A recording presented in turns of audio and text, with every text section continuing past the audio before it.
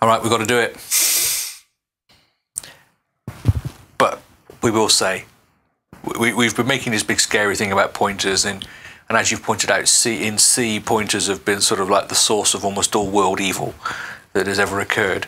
The bane of programmers everywhere. But in Obj-C, we have to understand the concept of pointers, and we have to understand what they're there for, what they're doing, but they're not a daily pain in our lives. So bear with this, because you need to understand, but don't panic, I guess, is the answer. You know, a lot of times, well,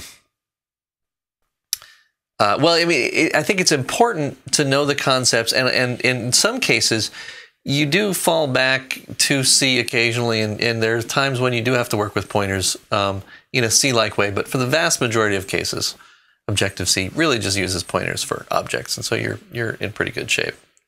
And we've talked about two types of variables so far, two big categories of variables. We've talked about scalars, and we've talked about structures, right? And so this is kind of the third type of variable that we're going to talk about in that kind of broad category, and it's the idea of a pointer. So I guess, you know, we have to go right into this question: what is a pointer? And this is the part. It's almost like when you grasp this concept in computer science, it's almost like an epiphany for a lot of software developers, because they go, oh, now I get it. A pointer is essentially a variable that contains the address in memory of another variable. Okay. So, in other words, if you can think of a variable as being somebody's house, right? Mm-hmm. A pointer would be the address, or would contain the address of that house. So when you want to go to that person's house, you would basically access the pointer to get the person's address so that you could go to that person's house and access the data at the house. Right? Okay, so I guess the data in a pointer points you to the real data you want to get to. Exactly, and that's the hard idea that it's difficult for new programmers to get their head around, because it's sort of this indirect kind of a concept. So you're not, you know, everything that we've dealt with so far has been very concrete. I have this integer and I store something in it, and you know, and I can access that thing later and stuff like that. But a pointer is different. A pointer takes, you know, a pointer is an indirect reference to that data. So in order to actually access the data, you have to use special operators to get, for example, the address, and to dereference that pointer to get to the data. Right. Okay. So what is actually in the pointer itself, the pointer variable? Pointer is basically just a number. And in fact, actually, it's going to be one of those, you know, longs, or you know, or one of those things. It's going to be a number that can be used to access the memory. So it's going to be the actual address number of the data that you're trying to access. Right. Okay. So if our other data, right? Because I mean, a pointer can point to anything, I'm guessing. Right. So if our other data is just here in memory, right? Yeah. Let's say memory position 300. Right. It's not a valid memory position, but we'll call it memory. We'll see that in a second. For 300, then the actual value 300 is going to be in the pointer. Exactly. The actual value of 300 will be in the pointer. So let's look at an example. An example will probably give you a good idea on exactly how this works. So looking at this example here, we have, again, you know, it's our standard. It's just a main function, right? And we've got two variables here. The first one is this x variable, and in there we're going to store the value of 5. And then we're going to create a pointer. Now, the way that we actually declare a pointer is you have to use this asterisk operator to show that this is a pointer that you're declaring. That's what that asterisk means right there. So, right, so we have just created a pointer to an integer somewhere else in memory. Correct. So again, you're declaring the type of the pointer. In other words, not necessarily the type of the address, right? But the type of data that the pointer points to. That's where it gets really crazy. The type is really, whatever is up here. Right. Yeah, so if this was a type B Yes. It will be a B and then a pointer. A B Y, pointer. yeah. Exactly. Okay. Exactly. So we're creating this integer pointer. So this is a variable that will store the address of an integer. Okay. Okay, that's what this integer pointer is. Now, in this particular case, we're actually going ahead and initializing it.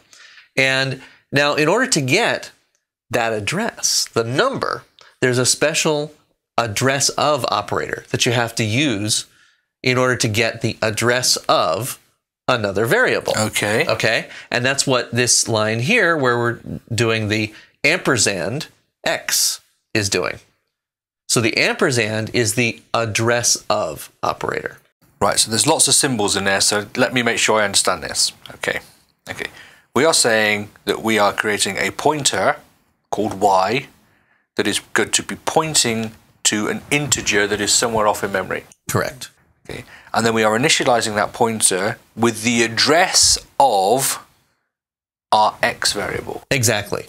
And so what is in y is not 5, but the address of, in memory, of the x variable. Exactly. Okay. So we've created x. It's just allocated on the stack, just like any other variable, right? And then we take the address of x and we stick it into our y pointer. So now, if we actually look down here at the log that we're going to output, we're actually going to output here, we're going to output the two values, x and y.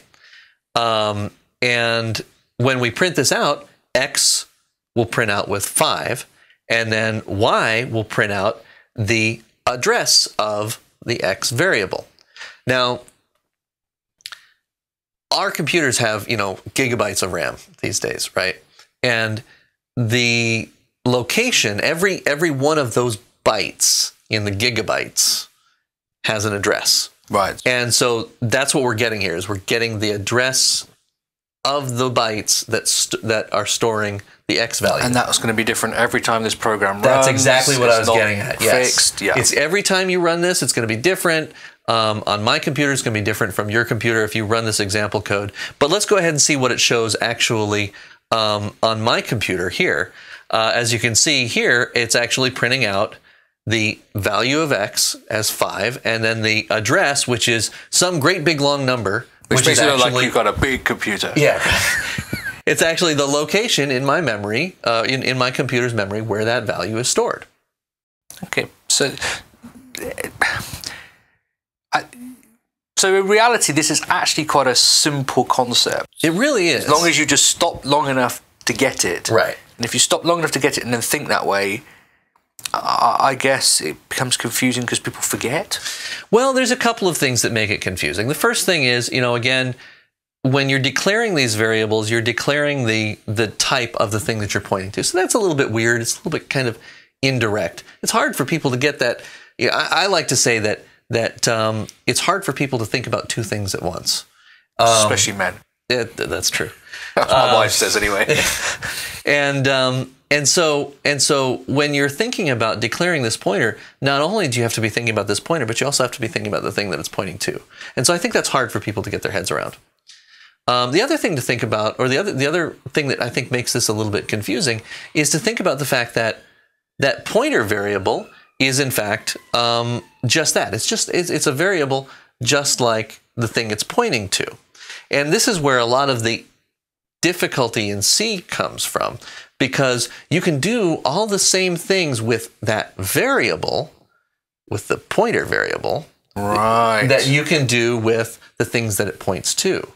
So in other words, but it has some interesting subtleties. So in other words, for example, that pointer is a scalar, right? Because it's just a number. So I can say add 5 to that pointer number. And one might say, you might think about that and you might say, okay, so if I add 5 to my pointer, does that mean that it's actually adding 5 to the value that it points to? The answer is no. It's actually adding 5 to the pointer number itself. So it's actually going to move that address 5 more steps forward. So in other words, it's like somebody, going back to that house metaphor, if the address is 500 and I add 5 to it, it's now going to be 501. So it's no longer going to point to my original address. it's actually going to point 5 houses further along the street. Right, which could be bad. Right, it could be because you don't know, because that memory might not be yours. Yeah. Now, well, it's good and bad. It's bad because it's hard to think about. But at the same time, it's good because that's where some of the real power of C comes from, is this ability to kind of just move things around in memory and point to different things. You can set up this memory map of data, and you can start your pointer at the beginning of it, and by just adding just simple arithmetic, you can just go boom, boom, boom, boom, and just move right through that memory. So I suppose this, if you created a big blob of data in memory, and you knew that every item in that blob was 10 bytes long, and then you got the address of the beginning of that blob of memory, right, you can just keep adding 10 and getting the next item, add 10, get the next item, add 10. And it's just simple arithmetic. You don't have to, the computer doesn't have to do anything complicated. This is stuff that computers are great at. Okay, but we've just did something there that I don't think we've covered yet, is we've said that we can get the address of that memory and then do this with it, but that means we've obviously got to be able to get to that data right through our pointer, otherwise it's all a bit of a waste of time, isn't it? Right, exactly. So let's take a look at another example here of where we want to actually access, how exactly do we take that pointer and essentially kind of bounce off the pointer and access the memory that it's pointing to, the actual value that it's pointing to. Okay. So if we go back to that same example again, we've still got that same code. So we've got int x here, is assigned to the value of, it's got a value of 5 assigned into it. And then pointer y is taking the address of x, okay? Mm-hmm. And so right now, y contains the address of x. Now, how do we take that y variable and get to 5? How do we get 5 out of there? How do we get the value that's stored at the address in there? And the answer is, it's called dereferencing the pointer. Right. So you're going to say, I have this thing that I know is a pointer, and I want to dereference that pointer, which means I'm going to get the thing that it refers to instead of the actual pointer itself. Right. And the way that we do that is, again, we actually use the asterisk operator. In this particular case, where we are using it as an operator on a pointer that's not being declared, it's actually used as what's called a unary operator, which means it has one argument to it, the pointer variable itself, and it will actually cause the compiler to access the pointer variable and go get whatever it points to. Okay. So if we again run this program, right, by looking at the output of this program, we'll actually see that it will, instead of printing the address of that x variable, it'll actually print what x contains, which is 5. And I guess hence there is some of the confusion that the asterisk operator is being used for different things in different places. That's probably the third place that and getting your head around it. Yeah. You just need to, okay, that's not declaring a pointer there, that's now dereferencing the pointer in that line of code. Yes, yes. So you can see why this stuff is so confusing. You've got all of these different, you're thinking about all these different things, two different things at once. You've got these different weird kind of operators that maybe you're not that familiar with. And then finally, yeah, you've got this asterisk operator that's reused in several different places. And it's not always necessarily all that clear, why you would be using it in those particular places. But the important thing to know is, so when declaring a pointer, use the asterisk operator to indicate to the compiler that it is going to be a pointer variable. Mm-hmm. When you want to get the address of another variable, you use the address of operator, the ampersand operator. And then when you want to dereference that pointer to get to the original value, you use the dereferencing operator, which is again that asterisk. When you put it like that, it all sounds simple, really. That's the whole idea. Are we done with pointers? Do we need to know more? There's one more thing. Okay, there's always one more thing, isn't it? There's always one more thing. But the good part is, it's really easy. Okay. That's all the hard stuff. I mean, you can, again, in C, you tend to use pointers. You can do the pointer arithmetic and things like that. But that's more of a C thing.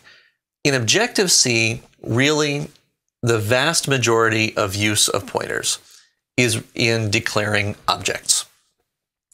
Now, again, we're going to talk about objects after we talk about object-oriented programming concepts. Because if I start going, off about the syntax of declaring objects now, it's all going to go over everybody's head. We don't want to do that. But but in terms of, you're going to see this pointer operator when we work with objects. And so I wanted to point it out here. That's a lot of pointing. We're pointing out what we're pointing out what we're pointing out about pointers, so that when you see it later, you don't go, well, what the heck is this? I thought that was a pointer. In Objective-C, because again, Objective-C is a superset of C. So really, when they designed Objective-C, they really built it around a whole bunch of, the original version of Objective-C was really just a bunch of preprocessor macros that you would just stuff into your code, and so it overloaded sort of this use of pointers to use for objects. So when you declare an object, you actually declare a pointer to whatever that is, and then you allocate the memory and you put it in there. But you don't actually have to think about it as a pointer, except in that initial declaration. So in other words, let's take a look at an example. Okay. It's easier to look at an example. So here's a very, very simple example. You don't need to know all of this stuff. The important things to know are, ignore the auto release pool, but right here is where we're actually declaring an object. And in this particular case, it's an object of type NSString. So in effect, that declaration is the same as we did for an int or whatever else in the whole. We've declared the type, right, and then the name of our variable, right. But well, first of all, it is a pointer. We're declaring it to be a pointer. It's a pointer to an NSString. So like we had a pointer to an integer, exactly. We have a pointer to an NSString exactly. object. Exactly. And we're initializing it by creating an instance of NSString that will be allocated on the heap. Remember, we talked about stack allocated memory and heap allocated memory. So this is an NSString that's created on that heap, and it's going to stay around until we release it and all of that other fun stuff, right? So we worry about where NSStrings are, but basically we need to understand that NSString is being created up here. Right. And our variable is the pointer pointing to it down here. And that's why they use pointers, right? Because it's created out there in the heap, and they needed to have a way to access it indirectly through this stack variable that is a pointer. Right, okay, yep. Making sense so far, I'm with you. Right. And so now in this particular case, we don't have to, again, if I actually run this, then you would look at this NSLog line and you'd say, well, isn't that just going to print out the address of that guy, right? That's what isn't that what it did before, right? That's what you told us just now. Right. Well, in this particular case, we're actually using a special format specifier here, this %at, which is telling NSLog that what I'm passing in is an object, versus when I did it before, take a look at that code real quick, I used just %ld, which stands for long decimal. It's basically you're telling it I'm passing in a number here. If I made this a %ld, it would actually print out the address also. And then treat it as a pointer because it was getting a pointer. Exactly. So I mean, it really is a pointer, but instead, because I use this %at format specifier, that tells NSLog, hey, this is an object, and it will actually basically ask the object to print its description. And yes, I just did that too. which really means print out some kind of human readable string that has to do with, or that describes what this object is, right? So, I mean, am I being too basic if I just say here, that if we pass the pointer to an object to something that's expecting an object, it's going to basically do the dereferencing for us. Yes. Whereas if I pass my pointer to my object to something that is just expecting a pointer, it will treat it like any other pointer. Right. Yes, exactly. Okay. And it really it has that kind of dual role. I mean, it is a pointer, but it is an object. But the great part is in Objective-C, 99.9% of the time, you're going to deal with it as an object. So really, the only idea that we have that these things are pointers on the whole are in the declaration. We need to say it's one. Yes. So if we run this, just to show how this works, basically, if you run this, you wind up getting the output here, which is printing the actual string value because it's doing that dereferencing for you. Okay. Now, I guess that helps us understand, just looking a long way ahead, that we've just said that our object is up here. Mm-hmm. And right back, feels like a long time ago already. Yeah, we were talking about stuff up here needs to be helped to go away and all that sort of stuff. So we have to understand that our objects are up here because that's important later on. Yes, exactly. And I guess we'll do that when we come to objects. Absolutely. Whew. Have we got through that? I thought that was pretty good. You okay? Yeah, that's good. So people understand pointers. Yeah. What we can do next? Next is operators. I introduce you to the pointer operator, the ampersand operator, with the address of operator, that is, the dereferencing operator, right? So now we're going to talk about other kinds of operators. We've actually been using other operators like equals and stuff like that.